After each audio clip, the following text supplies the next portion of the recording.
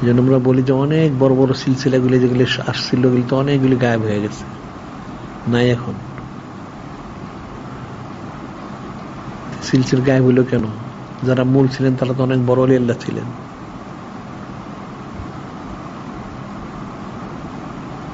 অনেক ফিকিরের বিষয়। যদি কেউ জিকির আজকাল নাই করে তাহলে কোনোদিন সে পারবে না, ইসলাম থাকা স্বাভাবিক না।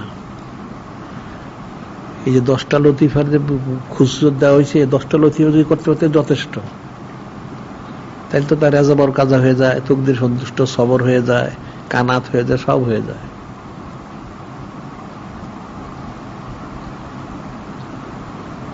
এখন তোমরা জিকির ফিকির করো ঠিক মতো, আর যাদের ওজিফাগুলি দাগানো হয় না আজকে, তাহলে কালকে ওরকার নিয়ে এসে দাগাই দিব। তবে তোমাদের বাদ এসা বাদ ফজর দুরূদ শরীফটা ঠিক মতো প্রতিদিন পাঠ করা উচিত, এর গাফলতি করা উচিত না। আর পাঁচান পাঁচা সবসময় করো, কারণ দুনিয়ায় যত কিছু করো এগুলি কিন্তু কোনোটাই কাজে আসবে না, কোনোটা কাজে আসবে না।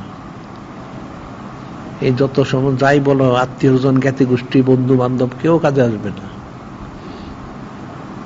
যদি মহব্বত মারেবত নিজবত কোনো হাসিল করে সেটাই কাজে আসবে, আর কোনটা কাজে আসবে না। সবাই যার যার ইয়া নাফসি এটা মনে রাখতে হবে।